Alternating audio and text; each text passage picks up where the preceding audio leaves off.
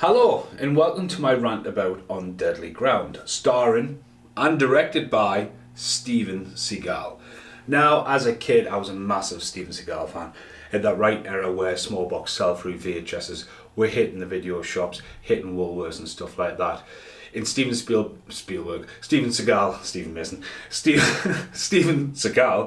had been chipping away in Hollywood for a couple of years up until this point, and Under Siege was a massive success from the director, from Andrew Davis, the director of Fugitive. Tommy Lee Jones was also in there. That was a huge film, and for me, that is the film I always watch when I go to sleep. It's a big box VHS. Love the film, love the score, love the scenario. It's Die Hard on water. And yeah, Steven Seagal.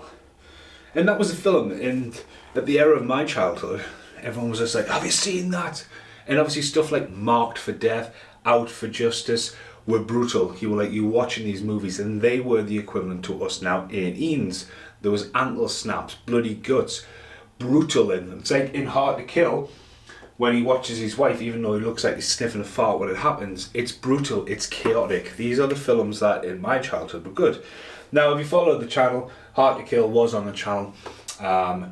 About 6 months ago, after unfortunately my gran passed away and I was clearing out the house, and that film was confiscated from me as a kid because it's an 18 rated, fuck you Mason, as he's called Mason Storm in it. Gritty, brilliant, and obviously a massive fan of Under Siege. So at that era, you know, at this point you're going into the video shops and you're looking for the Corey Haim's, the Corey Feldmans, but you're looking for Steven Seagal. Steven Seagal was everywhere, and even though now Steven Seagal hasn't made a film since General Commander, from my knowledge, it's just completely disappeared in his ukulele oblivion. You know, he's basically like, at this point, was shit hot. He was backed by Warner Brothers. Now, we had Under Siege, Nico, Hard to Kill, Out for Justice. Marked for Death is when he pissed off to 20th Century Fox, then came back for Under Siege. And incoming was Under Siege 2 and a movie called On Deadly Ground, which I actually bought off Vinted and for £1 the other day. Now, of all the films I've collected over the years, this has never made the collection. Warner Brothers, Snapbox, DVDs, Warner Brothers. Like, we're in the modern era of 4K now. This film, the only way I could find it was on VHS, and fuck my life, I was looking all over the house. I was like, I'm sure I have it. And I went, it's been a long time since I have it. I remember this being trailered when Warner Bros. Would put the yellow font on Deadly Ground all the way through the trailer. All the way through the trailer. Get rid of that. Anyway, it was like a trailer. It was advertised. Steven Seagal's got a new movie coming out.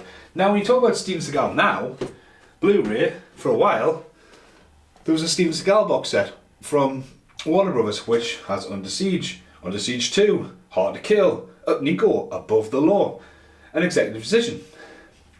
Completely misses On Deadly Ground. Misses actually, you know, doesn't. Out for Justice. Misses Out for Justice out for there. I don't think that's been out. It's been out on DVD though.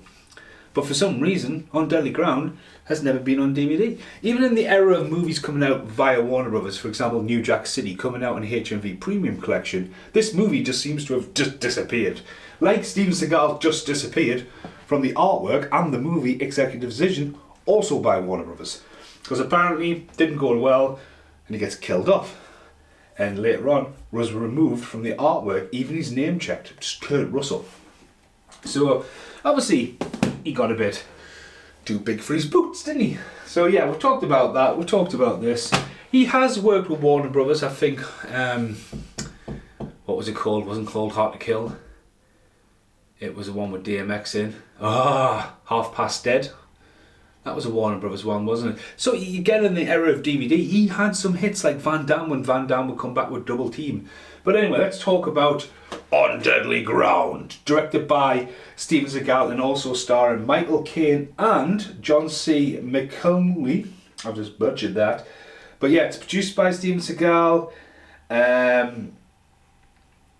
Pretty much that's it. There might be a couple of faces you recognise, some of the people who are normally in the stunt movies. But yeah, rewound it. Played straight away last night, £1 off Vintage, 1994. So yeah, now this sparked my interest ever since, and I didn't bother actually doing anything, but my friend, Matt Davies, gave me the Laserdisc of it. So it's been on Laserdisc, so digitally does exist out there. And look at this, Steven Seagal's face on the side. Steven Seagal, Japanese font. It's got the Japanese banner on there. Helicopter going off there, and on the back, you know, Michael Caine. Obviously, it's all about Indians and native land, and Steven Seagal's out there to fight it. Isn't it gatefold? But yeah, Steven Seagal's out there. He's basically works for an oil company. There's some, you know, espionage going on there. Some big explosions. There's a ballroom fight. The guy from Dumb and Dumber and Goodfellas and Bodyguard is in there in the ballroom scene. You know, it's a good action movie. I watched it last night. It's got some bits in where they're riding the horses and he jumps across a cliff and you go, right, okay, you know, close up of Steven Seagal's face. It's got some quick wit. It's got some really good choreography, especially with the gun flip. There's a bit where there's another guy you recognise in Fuck My Life. He looks like Gomez Adams. He's not Gomez Adams, but you'll recognise if you see him. Make My Life Harder, that's his name. He's been in a lot of movies. There's a bit where, to wait for his trap, he's covered in black. He literally goes blackface on it, and he gets up out of the oil and gets right up and then has to do his movie line. Steven Seagal just goes boom and dead. But it's the fact that, like, why would you just sit in oil? Like, general pants on, sitting in oil. Like, yeah, I'm gonna get him. What about your dick? What about your butthole? You know what I mean? I was just like, all right. I think it tried to borrow a little bit from First Blood Part 2, Rambo, when Stallone's just like, I'm gonna get you, with his evil eye when he comes out of the mud. But again, you know, there's a horrible scene of torture scene where this guy's like literally got a fucking bone and bats his fingers down. You're like, oh. Michael Caine literally turns on the bad guy. He's probably never watched this, and like he never watched Jaws Revenge. But again, like, it was weird. I just found it weird in the era of, oh, it's getting on Netflix and all this kind of shits and giggles. I had to watch this on VHS. Like, that's it. I messaged Casper. So every Steven Seagal film going, even if you go back to my YouTube video, Welcome to Prague, when I'm outside the cigarette shop, we're not cutting to that, but I'm like, look at that movie. And there's a movie where Steven Seagal's in at the background and he's slap bang on the front cover. Bottom for it. Anyway, down that rabbit hole. Casper didn't have it. There was a massive Steven Seagal box set years ago with all his films. On Deadly Grounds, not there. Snapbox editions, not there. Random as fuck. Right, anyway, I enjoyed it. It's, again, fire down below. Steven Seagal came back to Warner Brothers. What about The Patriot? Remember that? When, don't worry, nuclear holocaust is coming, flowers are coming from the sky. I don't know what video that was, but I was sitting in my hotel room going, what the absolute fuck? You know, so he's made some movies where I think it might be The Dog, and there's one where his voice is dubbed. There's ones where he's fighting vampires. He's just been everywhere. But yeah, Steven Seagal at this point is peaked. He's peaked. Executive decision follows, and then he just kind of came back up, and then boom. See you in the outtakes.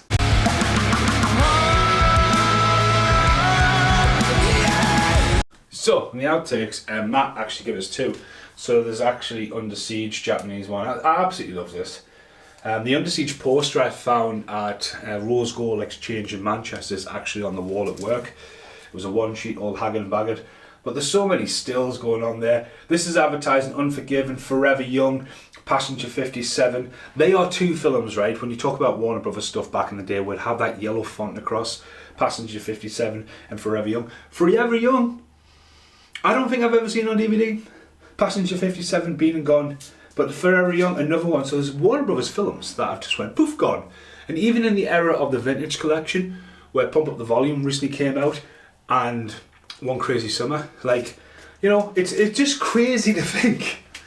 And also Arrow, you know, Arrow's again, like, dibble dabbling with Warner Brothers these days. They've just done Demolition Man. What is that?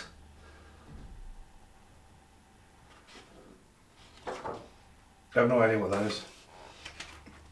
But yeah, my little rant about On Deadly Ground in 2 seconds. Like in Out for Justice when Sewer Pump Bugger, well done, well done, literally doesn't want anything anymore and discards it. I did a thing, didn't I? Come on, you. Who? Yeah, when someone didn't want to it, and chuck some of it away. Oh, you've been snoozing. Did I wake you up? This is little Gizmo, or little Mo. Unwanted. Isn't that right, Hyra? Thanks for watching. Goodbye for now.